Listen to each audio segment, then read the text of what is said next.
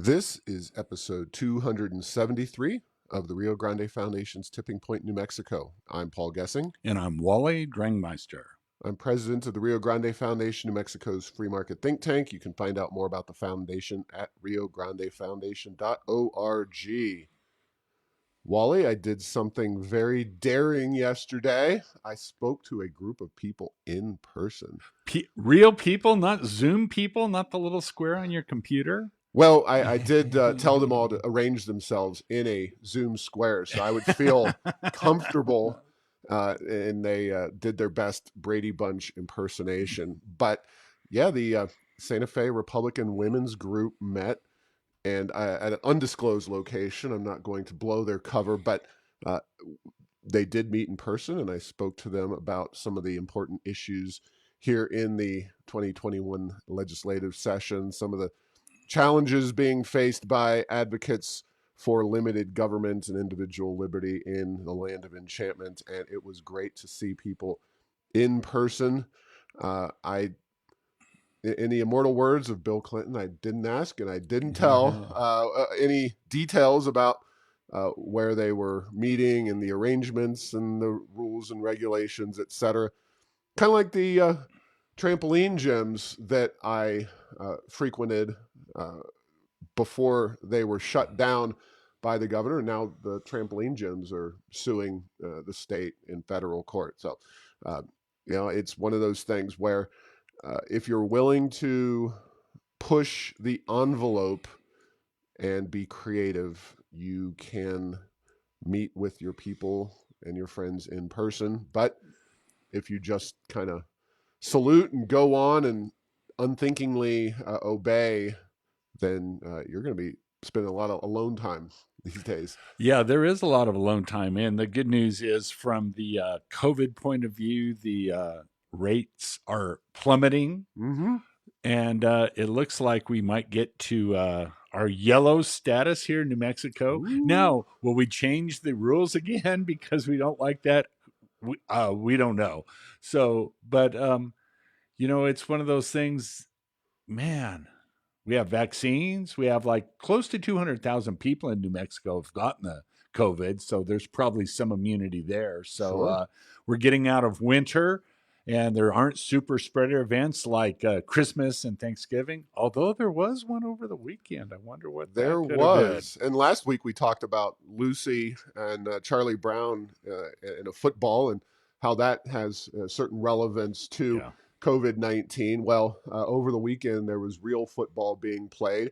And, I have to say that while 22,000 or so folks attending a Super Bowl is obviously a little weird, in terms, normally that's the toughest ticket you get every single year. The fact that they were able to put 22,000 people in the stands and make it look at least somewhat like a normal Super Bowl, kudos to them. Kudos to the NFL. Look, they played every game, right, played during every the game. season. Yeah. It's amazing that how good they and yeah, they didn't have to resort to cardboard cutout people in the stands. Right, So, yeah. If they had been scheduled to have this Super Bowl in California somewhere, a blue state, they would have, at best, had an empty stadium, and at worst, been forced to suddenly shift the game.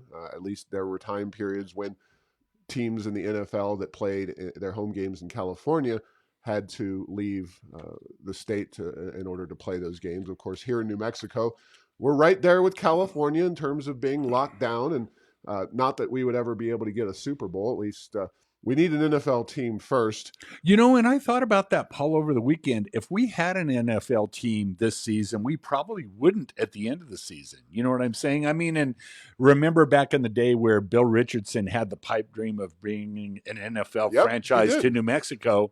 There's lots of reasons that was probably never going to happen. Population being number one, business base being number two.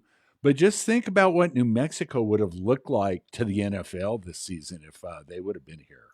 Yeah, it would have been very. I think there would have been a real problem with the league and with the governor and her orders. It's one thing to bully the the Lobos and Aggies around, especially since they're tied into the state. They ultimately survive at the whim of government officials and the legislature and the governor. The Isotopes, we'll see what their spring season has in store. Uh, they of course rely heavily on people coming to their games, and that's going to be a real challenge. And then you've got the United, which are, the golden haired of all the sports franchises. But even they were playing their games out of state when their season was going on last season, and it'll be interesting to see how the United attempt to make their soccer season work. But obviously everything's political, and there were plenty of highly politicized ads throughout the game. I did watch it, and you told me earlier you did not, Wally. I'm just shocked. Yeah, I think that's the first Super Bowl I've missed in memory, back to my earliest memories of watching the game. I don't know, as a teenager. So, yeah, it's been 30, 40 years. I hadn't missed one, and I did yesterday. So, Just wasn't interested in the yeah, team. it's just like, you know what? I don't, it's like I would have liked to see Brady play, but it was like, I've got other things to do. Hey, So fair call me enough. currungrunly. I don't know what the deal Well, is. ratings So, were not very good for the Super Bowl, and certainly that's you're not alone, I guess. And but I do specifically want to talk about the halftime show because yes, everything is political. We have entered that time period in our world's history, our country's history, and of course, getting 22,000 or so people in a stadium to watch a football game is a welcome development. Again, kudos to the NFL on that. But the halftime show was extremely, in my mind, disconcerting. The performer was a guy called The Weeknd. He's a musical, guy, not by Super Bowl standards, an especially huge name, relatively recent. He's no Janet Jackson. He's no Rolling Stones. I mean, he may go on to have a fantastic career. It was the backup dancers, a plethora of backup dancers. And of course, when you have large groups of people, you have masks.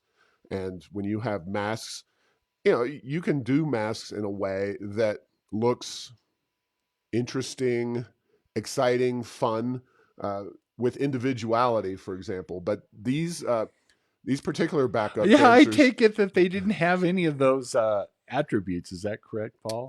no, they were. It looked much more like either diapers or jock straps, I believe I heard, and they were white. They were clearly covering the nose and mouth. You could see out them, but they were covering their heads. And you just go online to look at Super Bowl halftime show 2021, and you can find the pictures of these guys. It quite honestly reminded me, and again, if you haven't heard of The Weeknd, maybe you've heard of Pink Floyd, hopefully. I have heard of Pink Floyd the first time, not the reruns. So. Yeah, go on YouTube and Google Another Brick in the Wall, and there's they made a whole movie called about the Wall, the Pink Floyd uh, music. It was a musical movie, I guess that's the way they would call it. Pink Floyd's Yellow Submarine, as it were. Yes. And the way the children are portrayed and their individuality being taken from them as they are dumped literally into these kind of industrial processing machines, and their facial expressions, their faces lose their expression, lose their individuality. And I know this is a political policy show here in New Mexico, but still, even if ratings were down, pretty much more people are watching the Super Bowl than any other television event. Yeah, I did read this morning. It was still the number one TV Yeah. event for the year, in the last 12 months. So, yeah, still big. Yeah, and just the Now, Pink Floyd was attacking the taking Exactly, of right. individuality, to Yes. be clear. right. Unless I badly No, misinterpreted that. that's the message of the wall. It's a very kind of hitting back against conformity and stifling perspectives. Yes, this was glorifying the Super Bowl halftime show. Was much more in the vein of glorifying that lack of conformity, and it's one of those things. I think it's both subtle and in your face the way that And again, you and I are not anti-maskers, but I do think the politicization of the mask and the very strong push for it is driven in some ways by a push for conformity. It's not so much that the mask is going to be that effective or ineffective. It's that you salute and you do what you were told. And then there is the actual conformity of the masks themselves and the appearance that they give. And this was on full display. And maybe it impacted me more than it impacted the average viewer, but it certainly uh, made me sit up and take notice. And you would have to really, I would recommend, grab on YouTube the entire halftime show and watch these dancers. And it really uh, lent itself to a very highly conformist uh, perspective. So I know that's the Super Bowl, but it is a cultural event that happens once a year. And last year they were lucky enough to get that last big hurrah in before COVID-19 as we creep up on the 11th month of this situation. And, the Super Bowl is this year at least was unique like none other, and not in a particularly good way, although they had some fans in the stands. All right, well, Wally, if you didn't want to go watch the Super Bowl this weekend, you could have always gone to Top Golf. And I know we talked about this last week, but still amazing to me that Top Golf is open. People are hitting range balls out there at the Top Golf facility in Albuquerque, and we just hear absolutely nothing about other outdoor venues like Cliffs and Hinkle Family Fun Center being open. I've heard that they have been doing very well at the Top Golf. A lot of folks showing up to hit those range balls. Yeah, in New Mexico, we don't have a lot of venues like this. And usually, when things like that come to town, a new restaurant opens up, a new sports, or in this case, sports entertainment restaurant combination opens up, we hit it hard. And Mm-hmm. in the COVID times, there's not a lot of things. Like I say, you can't go to Hinkle. Cliffs, it's a little early for them to open up, but last year you couldn't get there. That's not surprising. And as we've talked about, we will see. Does Topgolf have special political status here, or are these other venues going to be able to open up here in the not too distant future? Is a very interesting question. Yeah, and we'll leave that there since we've already talked about it. But I just thought there might be more of an organized pushback from the non-chosen venues. And look, I realize the political dynamic is that they are in the hands of one person. They are in the hands, under the thumb, under the purview of the governor, taking the direct vocal attack and pushing back against the governor very powerfully in public is not going to win you any favors. It hasn't thus far. But Yeah. sit down and shut up hasn't worked very well either. Exactly. So these small businesses, and Cliffs is a small business, Hinkle Family Fun Center is a small business, the restaurants are small businesses, and they really are in an untenable position. And it's partially driven by the fact that we have all of this power tied up in one person, the governor. In the legislature, as much of a problem as we might have with Brian E. Golf, the Speaker of the House, and his policies, or Senator Peter Worth, the Majority Leader in the Senate, these are individuals within a much more small d democratic system where the legislature is a group of people that acts and has their prerogatives and priorities, but uh, you might sufficiently upset one individual like the majority leader in either body or the speaker to the point where you lose out on something that you might otherwise have an opportunity for in the legislature. But it's a totally different story when it's a black box, one person making all the decisions, and they really have uh, no accountability to anyone aside from every 4 years you vote on the governor, and that's again just a awful system. And I feel for these businesses, and I guess in conclusion, we can be the attack dog, at least in the media and, out there, social media and publicly saying, how can Top Golf open when these other businesses can't, and making the comparisons wherever possible and making those statements. So we're happy to perform that role because we won't suffer any other fates than we already would. We don't have a seat at the table with this governor. Yeah, if they were to close down the Rio Grande Foundation's offices, you would just get out your cell phone and start typing away and fully interact. We are the Obi-Wan Kenobi of organizations. If you kill us, you will only make us stronger. Yes. Well, and then the other thing is just to follow on about the power vested in the governor.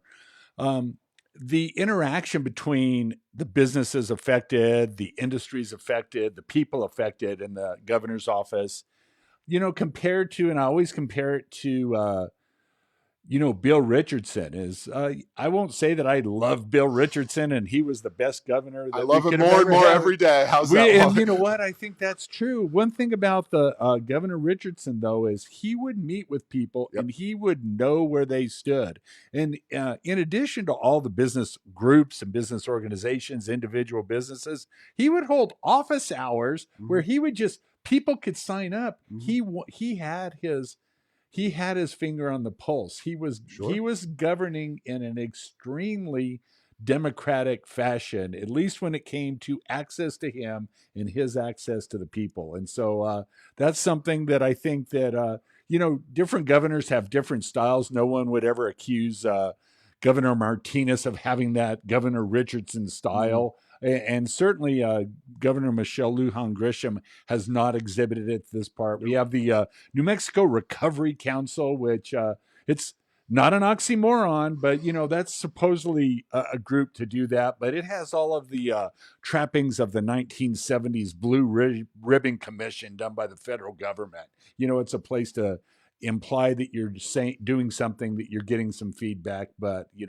is that really happening? I don't know. I haven't seen evidence of it, or I haven't seen that cited anywhere. So, well, Bill Richardson will make another appearance in this podcast later. All right, on. go double Bill Richardson booking. He doesn't strike me as as much of a Zoom kind of guy. He's a shaker, a glad hander. Somebody who likes that personal interaction and thrives off of that kind of thing.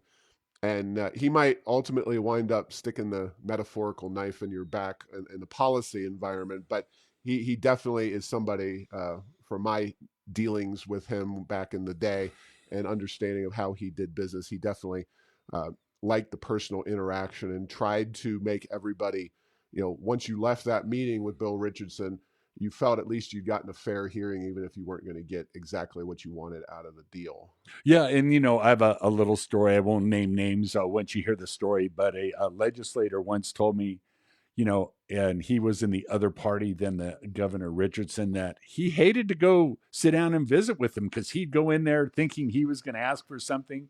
And he said, I'd always walk away from there with less than I had before and a commitment to do something for the governor. So, that personal interaction style was definitely his forte. So, maybe we'll get there again with some of the legislation in Santa Fe, but not going to hold my breath. So, no, and moving on with our current governor, of course, KOB TV Channel 4, Patrick Hayes broke this story with the governor handing out pay increases during the pandemic, mostly to her top advisors, top spokespeople, specifically the execrable, I believe is the way you say it, despicable, anything negative. Trip Stelnecki got $18,600. He is, as I would call it, the communications director, aka Mr. Death cults. He called anybody who supported reopening New Mexico's economy part of a death cult. That would include us. Has repeatedly made outrageous statements of his own on behalf of the governor. But 6 other employees received pay raises worth $10,000 or more. One about $7,500. Interesting to note, we did sort of applaud the governor a few weeks ago, we were talking about the budget comparison between her and the LFC, Mhm. the Legislative Finance Committee. So the legislature proposed 1.5% increases pretty much across the board for government employees, whereas the governor, in a illustration of some fiscal restraint, did propose no Mhm. pay increases for government employees, but instead she's just sending them to her most, you know, inner circle, and that doesn't look good.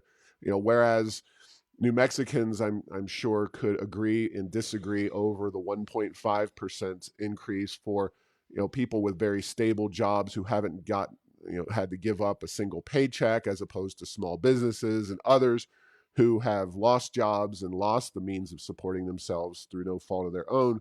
The governor is handing out those pay raises to her inner circle. Very, very bad look. This is the kind of thing, we talked about Biden and the outright ban on federal drilling on federal lands. You can do things without the splashy headlines. This is splashy headlines just Right. waiting to happen, and it's very tone deaf, very, I think, bad for the governor. It's not a good look for her. No, not at all. And we're all in this together, but it's always better to be in this together where you're making close to $100,000 and getting a $20,000 raise. That's the kind of together that many New Mexicans wish they had. So, and you know what? A lot of New Mexicans were doing pretty well before COVID happened. So, and it's one of those things. Are the shutdowns, was that the right approach? We're going to have to wait for history, but it certainly has been managed in such a way that, untold economic and personal damage has been done from an economic point of view to the workers and businesses of New Mexico. Yeah, and the sad but true fact is that there's very little accountability here. There's no way to push back against this for the public, for the taxpayers, aside from in an election. And uh, you know, it's one of the gaping flaws, the major issues with small d democracy, that you do have very little accountability, and hopefully voters of all political parties and persuasions are paying attention and growing more concerned and outraged, because uh, there's still a long time, almost 2 years until this governor is up for reelection. And if she's able to gloss over all of these shortcomings, um, you know, special interest and insider deals and benefits, and run and win election again, I just that's all I can say. There's not much to be said. There needs to be some accountability in an electoral democracy, and we haven't seen a whole lot of it over the years here in New Mexico. No, Paul, and one of the things is, in a lot of ways, New Mexico is very similar to California in their approach to handling SARS-CoV-2, the COVID crisis. But the governor of California is getting pushback. There's a recall campaign that has real legs to it. Now, will they get him recalled? I don't know about that, but the numbers are getting to the point where politically it's an issue with regard to his political career and his governance. There's been, oh, I won't say none of that, but boy, it has not gotten traction in New Mexico, any of that sort of pushback with regard to, are you really doing the right things here with regard to how you're managing the COVID crisis in New Mexico? Yeah, and when that started to pick up steam, that recall effort, we don't have, to my knowledge, the recall at all here in New Mexico. When that did pick up steam, the governor suddenly made a very quick decision to start to reopen California's Yeah. economy. And yeah, it's all imperfect when you're dealing with a political as opposed to a market-based source of accountability. And there's imperfections in the free market as well, but nothing remotely like what goes on in government.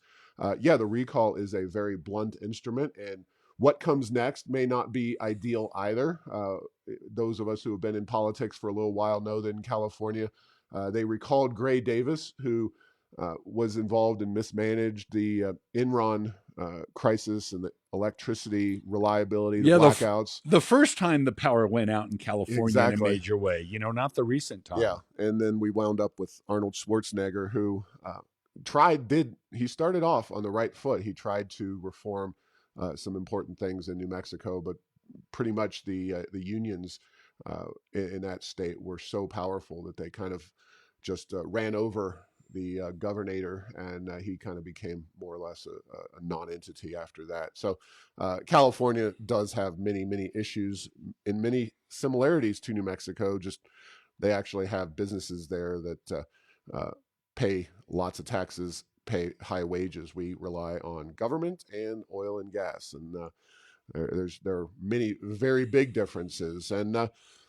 speaking of political arrogance, though, legislation was filed in New Mexico's legislature, specifically a constitutional amendment. It's SJR 15 by Senator Cliff Pirtle of Roswell. Now, I'm not saying he's the arrogant one. I'm saying he is speaking for a lot of folks in southeast New Mexico who would have already reopened their economies down there if they had their druthers. They have been pushing back like nobody really in the Santa Fe, Albuquerque, Las Cruces corridor for their individual liberties. And they are frustrated, of course, by not only the handling of COVID-19, but just overall economic issues. The fact that politicians in Santa Fe use their industry, their part of the state, as a cash cow to spend all kinds of money that doesn't necessarily benefit southeastern New Mexico. And so Pirtle introduced this SJR 15,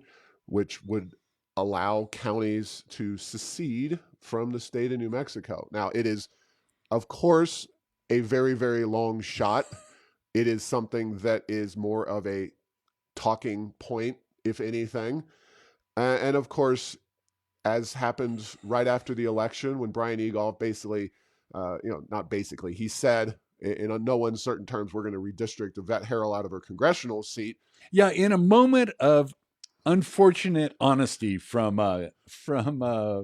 Egolf, I believe. So Arrogance, yeah, honesty, they're very similar, especially when you talk about New Mexico Democrats who feel like they have a birthright to control the legislature. And if you look at the numbers, in many ways, they do. Senator Pro Tem Mimi Stewart, right out of the Egolf playbook, says in a Albuquerque Journal article on the long shots not going to pass legislation, if you like Texas better, just pack your bags and move. It's not that far. Now, there were many ways to respond. Unity. We're all in this together. We want to improve our state together. We want Southeast New Mexico to have a seat at the table. We may ignore you in the end, but we want your input. No, Mimi Stewart, who, now that she's pro tem, she's had numerous articles, puff pieces written about her in the newspaper and others, where they talk about how much she's changed and mellowed and how much more willing she is to work across the aisle. Ha, ha, ha is all I have to say about that. She is what she always has been, which is a radical leftist firebrand. If anything, the only changes have been that the legislature has moved to make her look like less of a radical leftist firebrand. Anyway, there's more to talk about this, Wally, but your input. well, it's interesting. Back in the olden days when oil prices were extremely low in the end, this is decades ago. I used to joke that we ought to trade like the eastern part of New Mexico for El Paso, because El Paso is a little more like New Mexico. Sure. And people used to say, oh, that's crazy talk. That was, this is just a variation of that. This is a fact that the folks in eastern New Mexico say we're not feeling from a governance cultural point of view, really that much affinity with the rest of New Mexico. And this isn't unique. It's one of those, if you look at Eastern Washington overall, a very liberal state, but Eastern Washington, those people there have discussions along these same lines where, there's strong polarization of the politics. And what's interesting in New Mexico, a little less so than in Washington, is a lot of the money has come from Southeast New Mexico. Now, whether with the Biden administration and management of public lands for oil and gas that continues in as robust a way, we will have to see. But it's one of those. A lot of times, the areas that economically are very powerful have a lot of disproportionately high political power. And that just does not appear to be the case right now with southeastern New Mexico, in the state of New Mexico as a whole. Yeah, well, one of the tragedies of Southeast New Mexico is that people vote in a democracy, money does not vote. And I know democracy is what it is, and it is flawed in all different ways. But uh, you would, in some respects, think that the people and industries that pay so much more of the freight of government might have a little more say so in terms of the policies that are enacted to distribute the largesse, but that is not the case. And the fact is that the people who pay the bills in New Mexico, Southeast New Mexico oil and gas industry, they are, just overridden by the bigger populations elsewhere in the state. Now, Yeah, the only way businesses have to vote is to leave, and they or to not come in the first place, which is actually maybe more powerful of a force, but true, much more difficult to discern what's happening. But in the case of oil and gas, it's one of those. If you're in the oil and gas business, the world is not your oyster. You have to go where there is oil and gas. You can't. exactly. You can't locate to a state that doesn't have it. And boy, we have great resources, but we'll have to, like I say, we'll have to see whether they get utilized for an economic and energy Really point of view. long straw, really Yeah, long straw. yes. Or alternatively, you might remember in 1990, the Iraq War, where Kuwait was allegedly slurping in oil from Iraq. And, Yeah. you know, it's kind of the relationship that New Mexico has with Texas. We are the Iraq, we're the backwards dictator state, and they're, not that Kuwait is some free market paragon, but Senator Stewart might want to take a gander at airsoфenchantment.com, where I showed Census Bureau data between 2010 and 2019 for New Mexico and its neighbors. New Mexico grew population wise, and of course, businesses also move based on economic factors and policies that they prefer. So do people. Uh, New Mexico's population growth was 1.8% over that decade. Oklahoma, which doesn't have the zero income tax of Texas, and it has all the wind of Texas and none of the beachfront property, they still outpaced New Mexico with 5.5% growth during that time period, which is obviously multiples above New Mexico. Yeah, no one ever accused Oklahoma of being heaven on earth. That's for sure. Even relative to Texas, and they've done very well from a growth point of Exactly. view. Now you really get into the high cotton when you talk about New Mexico's other neighbors. Arizona, while New Mexico is growing at 1.8%, they grew by 13.9%. Colorado by 14.5%.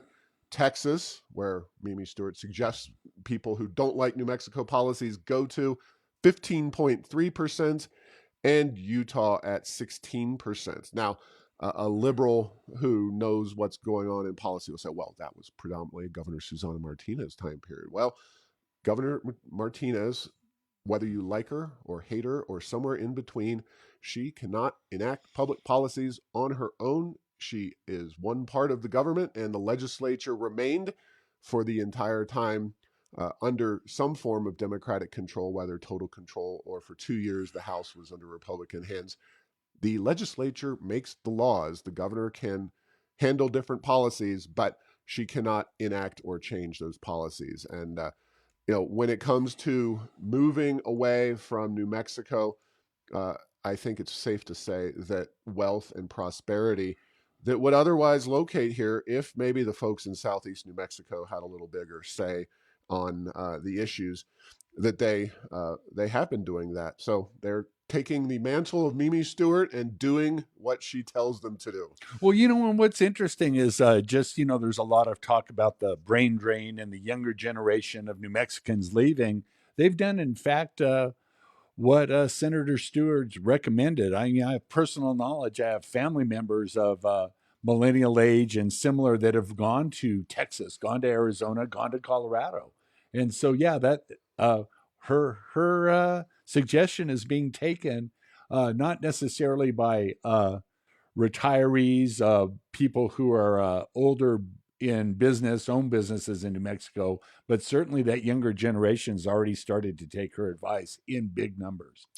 Perhaps she has a future in the tourism department. Mimi Stewart does. Yes. Maybe hired by Texas to work in New Mexico. If you don't like what's going on here, just go to Texas. Yeah.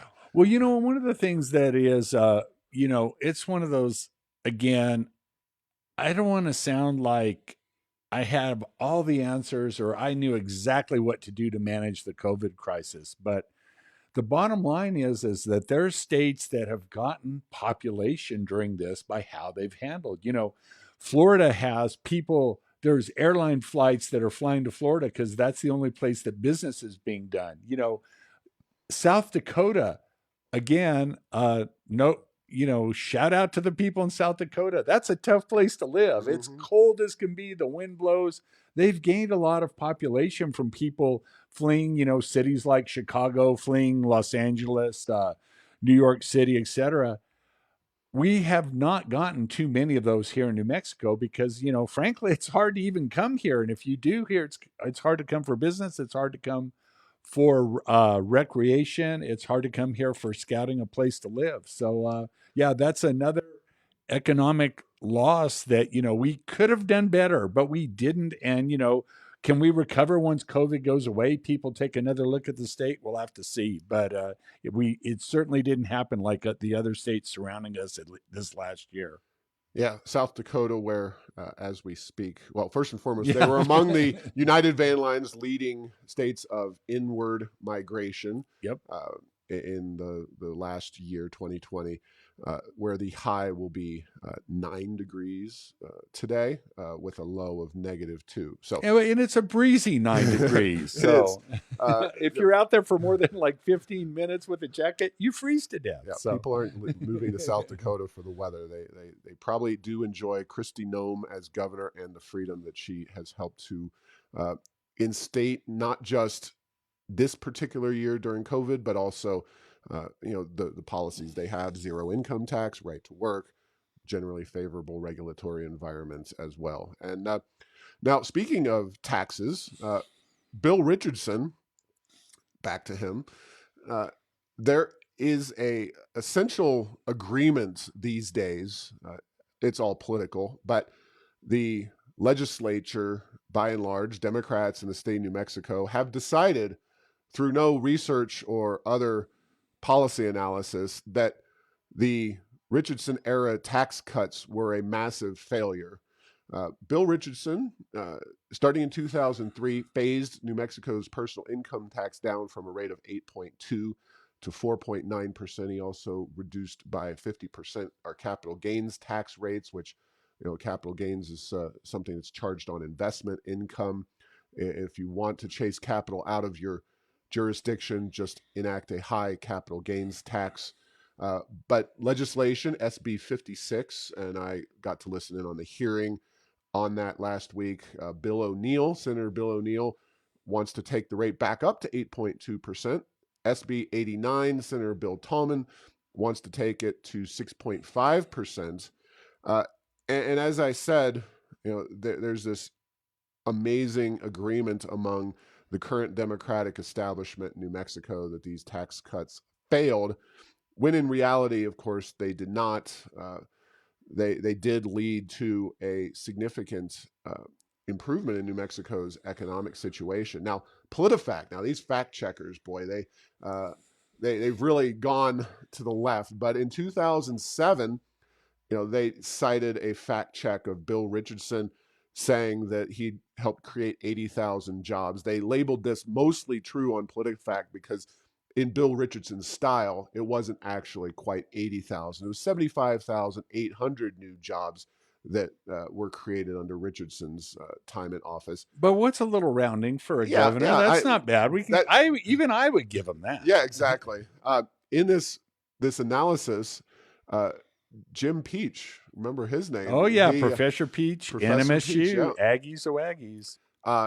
So he wasn't quite the guru of New Mexico tax policy back in the mid 2000s that he is today, but he was quoted by PolitiFact, and this is a direct quote. Bill Richardson's tax incentives and income tax cuts have created a favorable atmosphere for business that is a stark change from the state's mentality in the mid 1970s, and I would add today, when state officials refused to provide help to a promising young company named Microsoft. Now, I am not going to vouch for Jim Peach's historical knowledge, but I will say that Professor Peach endorsing the Richardson tax cuts is a very good thing in terms of the current crowd does take Peach seriously. And New Mexico saw a rapid increase in terms of in 2000 and going through 2003, when those tax cuts took effect, New Mexico was 47th rated in per capita personal income. Between that and 2009, when the financial crisis really kicked in, we were at 42nd. We've since fallen back in our personal income level. We're down to 46th again. But 7 spots is big. That was a lot of progress for New Mexico is we're on the bottom of the we're at the bottom of the bad list. That was some progress. Yeah, that was in about a 7-year time period. Yeah. So we will see what these particular pieces of legislation do, especially with tax bills and anything impacting a tax increase or a tax cut, Social Security tax, or whatever it may be. The committees in New Mexico's legislature, they table them and then they bring them back and have final discussions on them. And if they're not part of the budget that's passed originally, it's very challenging to get these proposals through. But we shall see. SB 56, that's Senator O'Neill taking us back to 8.2%, and Tallman's SB 89, both significant tax increases. They don't just take on the top rate, they take on all of the other tax rates that we pay. So watch out for those. And of course, I would be remiss if I didn't cite Bill Richardson's May 24th, 2020 Albuquerque Journal column. Don't raise taxes of any kind. We need to attract new businesses, and if anything, get rid of the onerous double Social Security tax. Bill Richardson making the case for a future run as a Republican for governor of New Mexico. Yeah, exactly. So, a point I'd like to make about income taxes being increased is that there is not a lot of income in New Mexico. The industries we have here are not high net income, not high margin businesses. And so these income tax increases tend to hit the working people the hardest and don't really hit businesses very hard because New Mexico businesses don't pay a lot of taxes. There's not a lot of corporate taxation here. And you have to go back to the 2007, 2008. They were the financial crisis. New Mexico looked at what would raising income taxes do. You only had to look at the Legislative Finance Committee reports. There's not much income, and so when there's not much income, there's not much income tax raises due. But boy, it can certainly discourage people building new facilities, moving their businesses to New Mexico, expanding here. So, I think that as much as I dislike it, Paul, as much as I dislike gasoline taxes, I think that from a business development point of view for New Mexico, we would be better off with something like a gasoline tax to raise revenue if the state really thinks they need to do that. I know that you don't think they do. I don't think they do either. But, income taxes do more damage than just tax the income and take money out of people's pockets. It's back to that what does our state do in terms of helping businesses to come here, grow here, and thrive here? Yep. And we've been tracking at the Rio Grande Foundation. You can look at errors of enchantment and find out. We tracked some of the major school districts around the states, some of the higher student population districts. So you can find out. We're going to try to do the best we can to keep an eye on who's going back in person and who is not among New Mexico school districts. The Albuquerque Journal also had an article, because of course the governor, it was February 8th when she said that we could get back to some form of in-person learning. Well, according to the Albuquerque Journal, 47 districts are currently open for hybrid at elementary schools.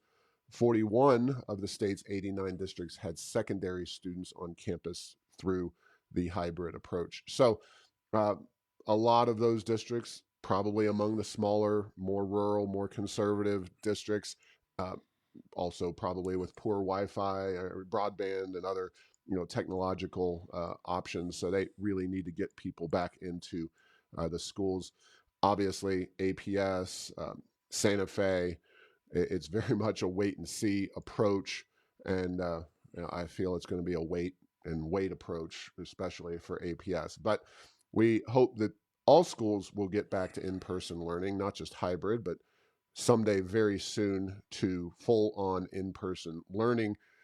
And like I said, we will be continuing to track this as it develops over at Errors of Enchantment, because it is very critical that these schools start to reopen their doors. And study after study is showing how this is a safe and reasonable thing to be doing nowadays, to get people back to some semblance of normal.